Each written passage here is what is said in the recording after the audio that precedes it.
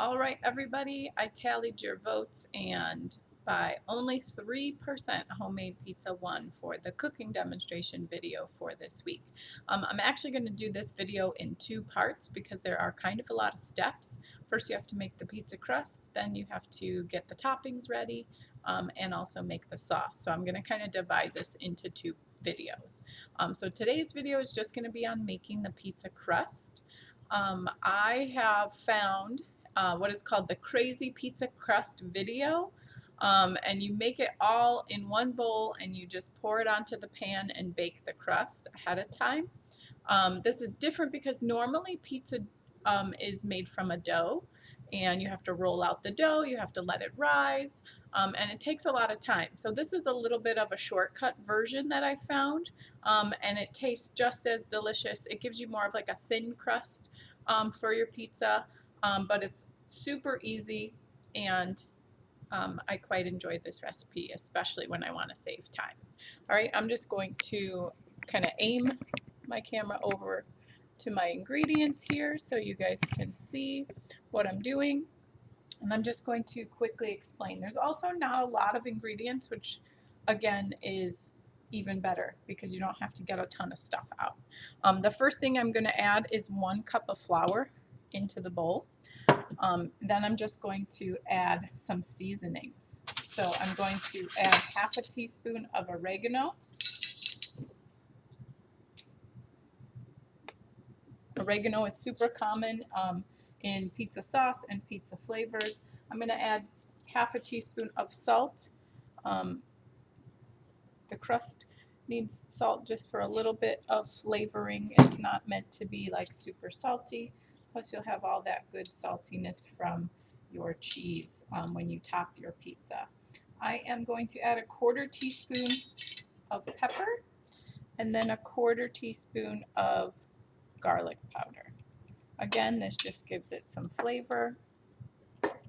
And then a 1/4 teaspoon of garlic powder.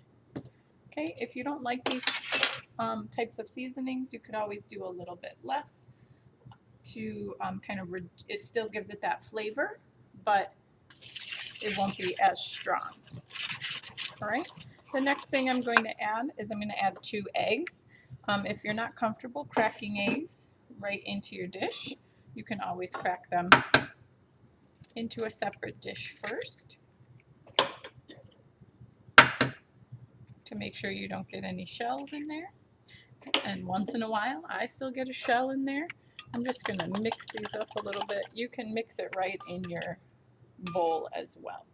So now I've dirtied 2 bowls, but if you did it all in here, you only have 1 bowl dirty, which means only 1 bowl to wash. And then I'm going to add just 2/3 of a cup of milk, okay? In my family, I think I've told you this before, we have dairy allergies. So what I would use is either almond milk or oat milk, which does not have any dairy in it. You could also substitute water as well. It won't be quite as strong of a flavor, but it would work. So I'm just going to whisk this all together until everything is combined.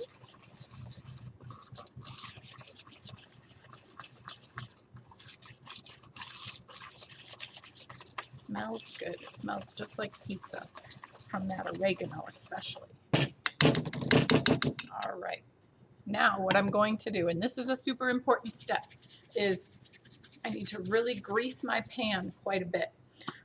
So I'm going to use cooking spray. If you don't have cooking spray, you can use just brush some oil on there.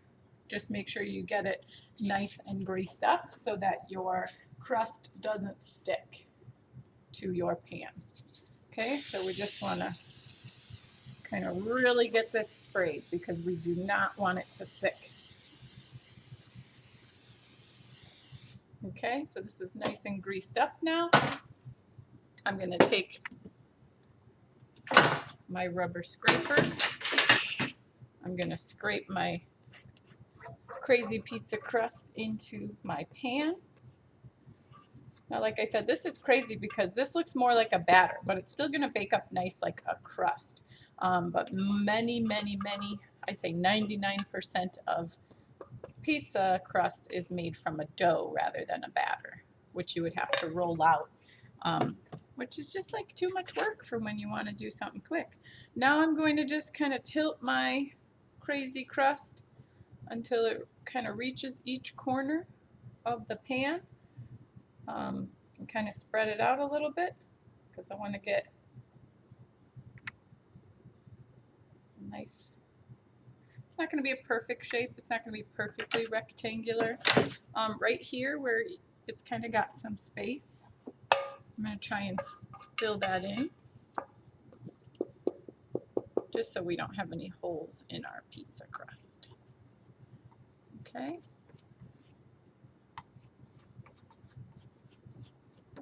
There we go, because we want it to be one solid piece. So it's not going to be perfectly rectangular.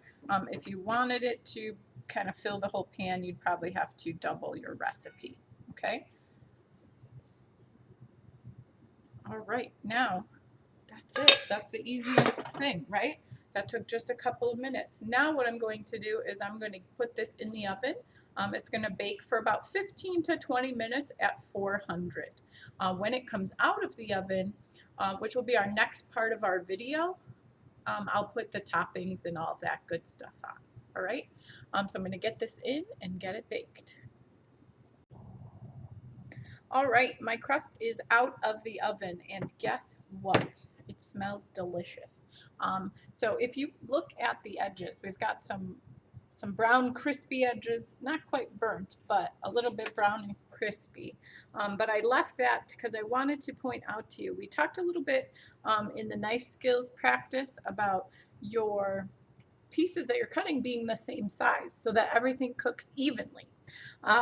Excuse me, the edges of where I poured my batter were a little bit thinner, which is why they crisped up and kind of curled up, whereas it was a little bit thicker in the middle. So that just shows that if things aren't even, it cooks at an uneven temperature. So you could do two things. If you don't like a browner crust, you could just cut this part right here and cut this little part right here. Since it's just browned and not really burned, I'm just going to leave it as is. I am going to do the next part of the video, which will be the sauce and the toppings, and getting the pizza ready to go. I'll have that video for you guys next week. But for now, I'm just going to post this for you guys to watch. You can fill out the video response form and enjoy.